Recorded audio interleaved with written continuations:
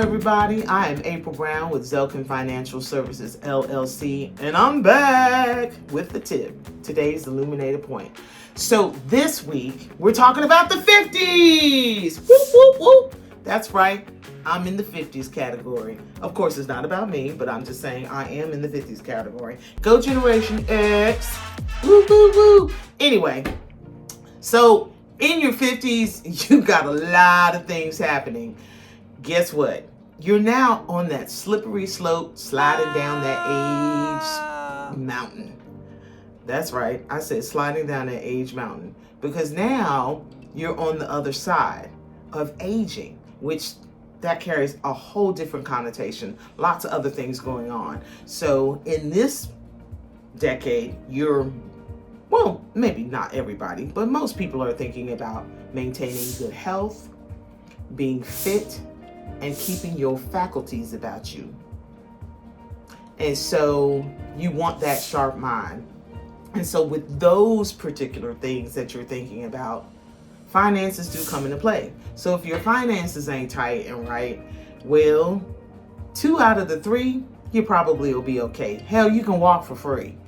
However, for most people, they might want to, do some other things. So if you got finances that will be able to handle those particular things, your health, your fitness, maintaining your faculties, maintaining your mind, being sharp of mind, then money is really going to come into play. And even if out of those 3 things, some of them might be questionable, you still want to have money in play. So again, this is not about me. I decided to interview somebody with that one question, which is tell me 3 things that are important in your for you financially. What are your financial concerns in this particular decade in your 50s? Stay tuned and I hope you enjoy. April Nicole, thank you for the opportunity. And I'm a little bit ahead of you. Not that much though, sister girl. Not that much. But yes, I am Kimberle Walker. Been living in Durham for the past 34 years. Moved here as a newlywed, hailing from my native city of Atlanta, Georgia. And honestly, my intention was to go back to Atlanta and retire there. But life has a way of taking you on different paths. And unbeknownst to me, Durham would grow on me in a way that I'm still here 34 years later, and had a what I consider a successful career in mainly public service, but also private sector. And my spirit just led me to retire a little early, post-COVID. COVID had a way of prioritizing what's important in life, and time is one of those things. So I was fortunate enough to be able to buy back some previous county time to get me over the hump to be able to retire early or with full benefits with the state of North Carolina. So that's a blessing. And I'm just excited now to be retired and just kind of figure out how am I going to make the best of this season. Okay. Well, everybody, I know this lovely lady we actually worked at the same place. So she worked with me in the police department. And the first time I met Kim, I actually was her temporary boss for a little short period of time. And I walked in and I was like, listen, I don't know nothing. Got a title, but that don't mean nothing. I don't know nothing. So whatever you all tell me to do, I will do. And I did just that. And then from there, our friendship grew. So I think she's a wonderful person. And I am thankful for you to be willing to do this piece with me in terms of having a conversation. So my question, and my one and only question, yes, is what are the 3 most important concerns around finances that you're finding in your 50s? Only 3? That's only 3? People Okay. can't get down 3. That's the magic number. You taught me that. Well, you're right. I did. When we talked about messaging and key points, I did. But you know what? That's interesting because I have so many things that run through my mind as I ponder that question in my head, April. And first and foremost, that comes to mind is wanting to leave a legacy, in retirement. I mean, there's some other things I'm going to get to, but that's one of the ones that's important to me because having grown up in Atlanta, I had very strong, motivational parents that sacrificed a lot so that my brother and I could achieve goals that they never dreamed of having. And so I wanted to kind of instill that same thing. And they were, we weren't rich by any stretch of the imagination, but we had more than enough. My daddy had a strong work ethic, wasn't able to finish college, but started and then just got a great job with the United States Postal Service. Then had the foresight to start his own small business, heating and air conditioning. And so that afforded my mother the opportunity to not have to work unless she wanted to. But so he was able to provide beyond just the necessities. I mean, we vacationed, we did all those kind of things. And just seeing that work ethic, and even though it wasn't a whole lot, the way that he was able within his means to make sure that my brother and I had a strong foundation to, start our families and to pursue any dream that we would want to have. And so you always want to do better than your parents. That's the whole goal. You want to do better and to leave. And so as I think about my daughter, the first goal was for instance, she wasn't going to college. That wasn't an option. And but it was my husband and I's decision that she was going to graduate debt free. We're going to do that for you. What you want to do beyond that, that's on you. But that was the commitment that we made. So we made sacrifices to make sure that she could pursue all those things, do what she needed to do. But still beyond that, she lived up to the expectations, is doing well. But you still want to be able to leave a little something, for your children. So even in retirement, that's one of the goals I have as I think about the other goals that we still have in our 50s to live our best life. The other concern then would be not to run out of money. You want to be doing these things. You want to be able to leave that a little something for your kids, but you also want to be able to enjoy this season and not just survive it. You want to travel. You want to be able to do, and because we put off some sacrifices so that, we could make sure our daughter had a good financial start with no debt, then there was some kind of deferred maintenance kind of thing, even with cars sometimes, even with your house. There are some things that you kind of put off that in this season, it's like, let's do that. Because now that I'm home more, I'm like, I don't like that color anymore. Or I really do want some more kitchen cabinets. Or I really, I want that sun porch that I've always been thinking of. So that's the thing. What can you do even that in this time, the kind of things that make all your sacrifices worthwhile for you, not only for your kids, but for yourself. Of course, the rising cost of medical care is an issue because we sexy at 50 and everything, but the body is a little different than 10 years ago.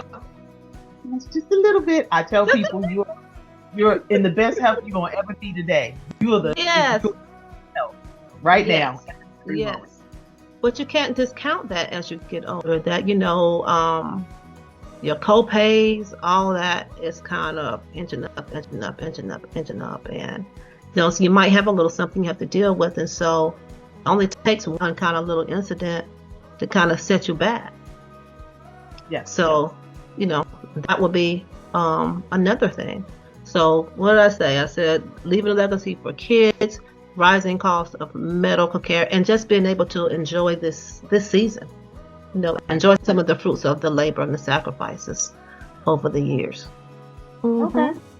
That hits on several things that I have talked about in several of my YouTube channels, my recordings. And let's be big, because when I actually got into this industry, one of the things that drove me here was just not only just the information, but the ability to say, okay, if I see the end of the rainbow, it would be legacy. And so how do we leave our kids in a way that they're better off? However, in being better off, there are so many other things that come with it in terms of, don't squander the money. Don't waste it on bullshit. Exactly. How do you take that money that we've left you and you grow that for the next generation and the next generation? And so that, what I know and I've seen is that that's something that we don't necessarily have, or that we're taught or that we talk about. And I'm seeing that people talking about it, but it's in snippets here, snippets there. And so, but that is a real conversation. And I don't think... Right. I'm sorry, I didn't mean to interrupt you. I'm so glad you brought that up because it resonates back to what I just said. My parents did the best they could with what they knew. So the solid, my father did things like, I would have to balance his checkbooks. And when he would bring home the monies from buying supplies or when someone paid him from an air conditioning job, I would have to reconcile that stuff. And at the time, I didn't appreciate it because I'm like, I know he's going back and checking behind me. But where it really resonated with me was when I was in college and had to begin to manage my money. And I understood, first of all, what it took for him to make it. And then I had the opportunity to see what it was going out. So without sitting and teaching me himself, he was essentially doing that and instilling that with me. And so we passed that on to our daughter. But the thing is, we know to build that kind of real wealth, you need more than the basics. You need an understanding of how to grow your money and make what you have work. It's not even necessarily you have to have thousands and millions. Of course, that would be great. But, as we've come into understanding, and even with some conversations, the excitement that I've heard from you and about when you decided to do this, and there are some other things that you could do, particularly if you start early as a young person, that would be so beneficial. And that's one of the other things that I want to be able to pass on to my daughter, even in this stage, as I'm learning and okay, Taylor, you're only 20, we'll be 26. Wow. But if you do this now, it'll position you so much better. Right. And it's funny because I was having a conversation with somebody and I said, if I only knew what I know. This would be a very different situation for me because I would have just like, okay, I'm straight. I'm good to go. I can do what I want to do and not have, just not have any worry in terms of, I don't have worry now. I think I'm okay, but I could have been so much better and so much further along had I known what I know now. And so for me, part of the goal is to teach. So I'm talking to a young lady, my girlfriend's niece, who's in her 30s. And I was like, listen, baby girl, this is what you got to do, and take it from me, kind of rein back, kind of scale back and just take the step and take a breath. I know that you have this amazing idea that you want to do, but that requires really having a plan. And so when I'm talking to people and just having conversation, it's always amazing to me that folks don't know what their budgets are. So I know, like I call it B is like the bad word budget, but it's not a bad word. No. It's a necessity.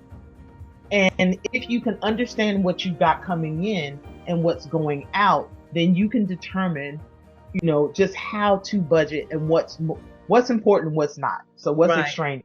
What can you get rid of if you're trying to save and you're trying to do X, Y, and Z? Right. And if you can't save, then I'm going to suggest you get a side hustle. Because I told the young lady, I said, you got a side hustle, use that. Utilize that in such a way that helps you build, because you can't build with what you're getting paid right now. So a lot of it is conversation. And I believe this. I believe that if we can understand how our money works and how our money doubles, and if we can put it into something that is tax-free meaning no taxes, no federal, no capital gains, period. Right. Put it into something that's tax-free, then that is a way for you to build legacy. And that is a way for you to pass that legacy on. And if they can understand how that works and being mindful and smart about their money, then I think we can, if we can play catch up. It ain't going to take 234 years for us to play catch up. It may take some while, but it won't take that long.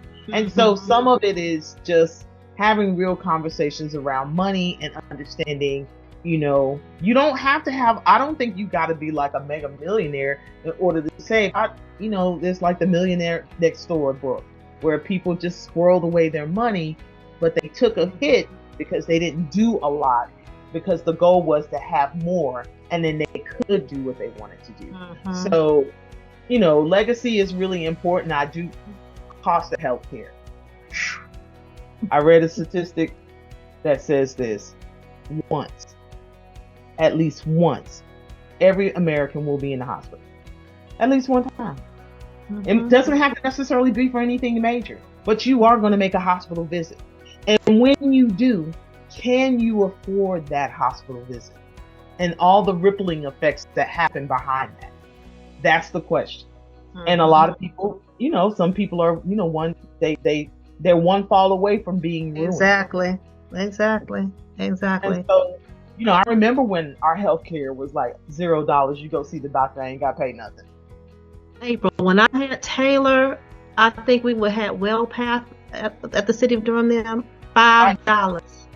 Once I paid that $5, that was it. Right. I remember the city of Durham used to have like 3 and 4 daggone different companies coming in.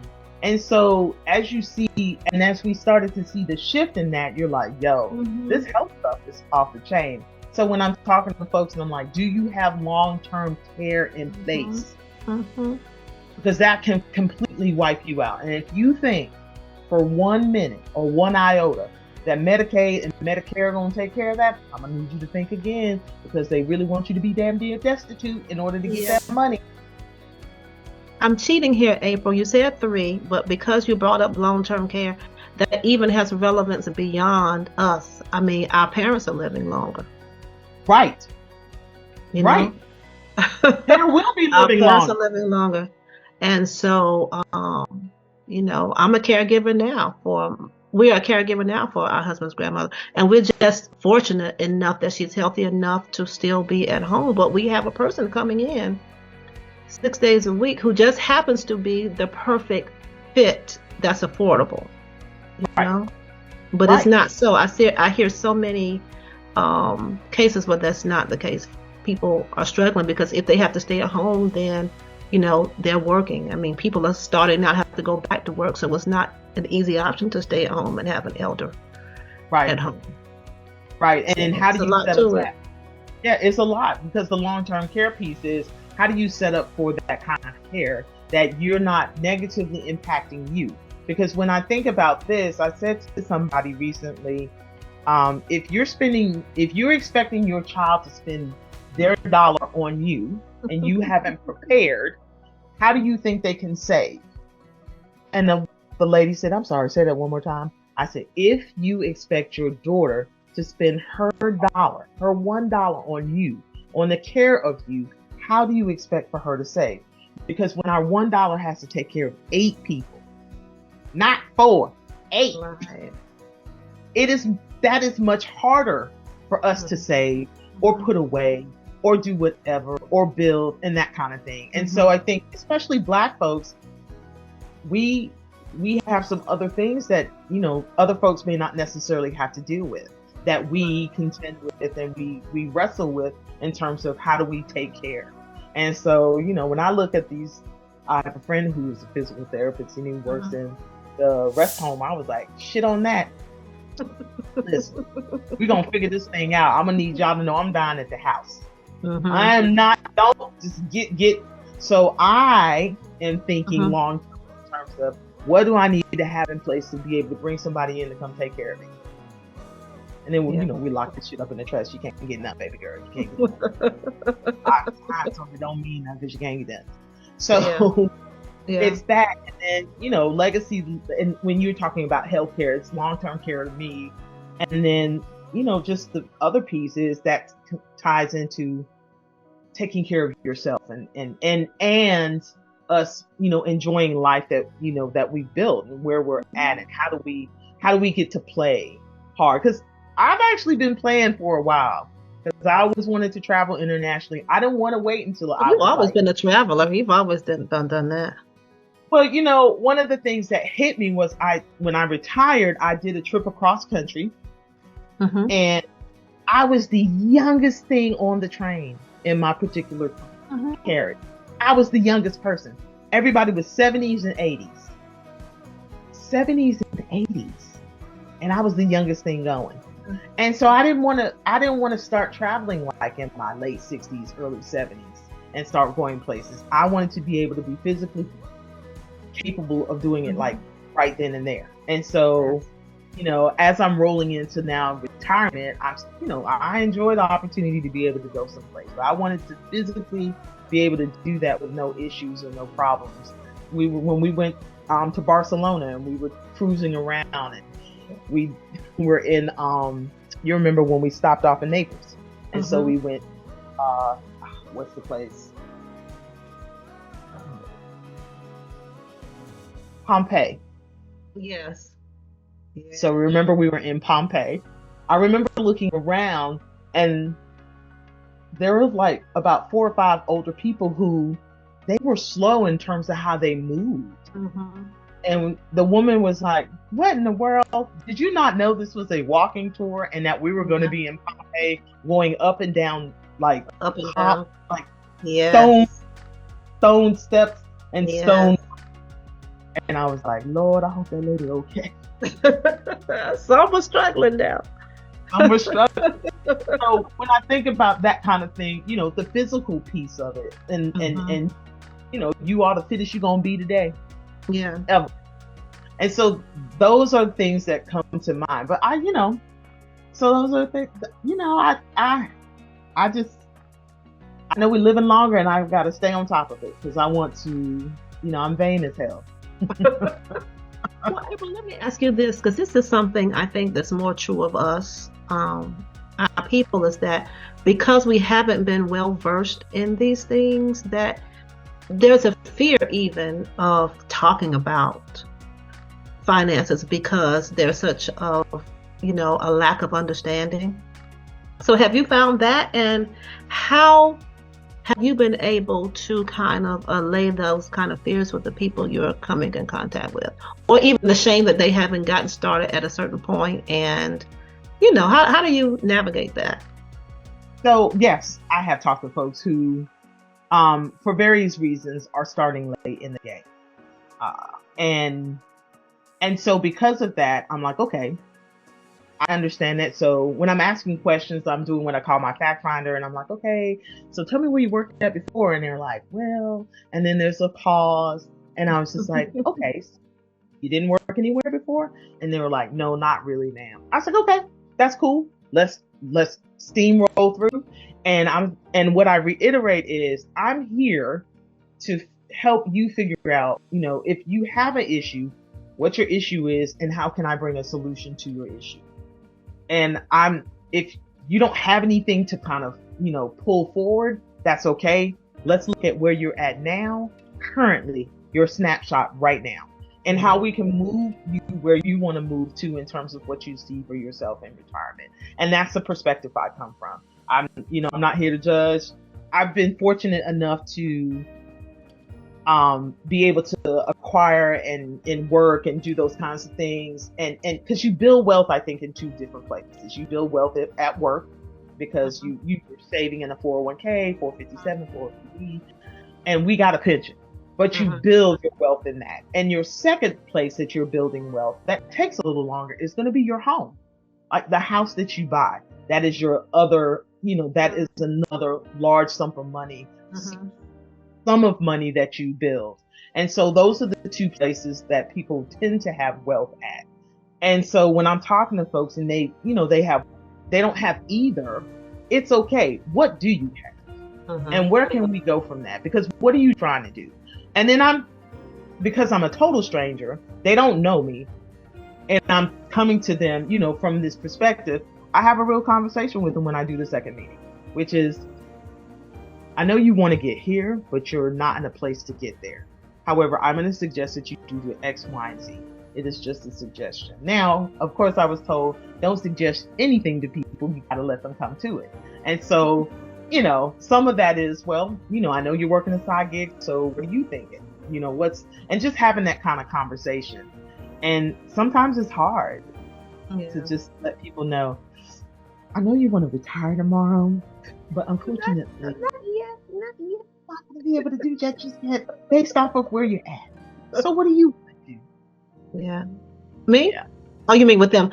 And something is better than nothing. You got to get a start somewhere. I mean, because if you just stall out, then your situation gets worse. Dire. Because time is, of the essence. So, So, mhm. but yeah.